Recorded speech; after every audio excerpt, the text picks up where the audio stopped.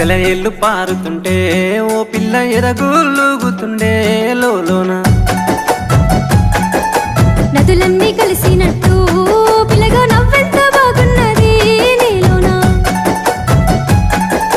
గాజుల సప్పులు గలుగల్లు మోగంగా గజ్జెల పట్టీలు గంతేసి ఆడంగా వరిగడ్డి మోపు ఎత్తి ఓ పిల్ల వయ్యారి నడుము పవే ఈ వేళ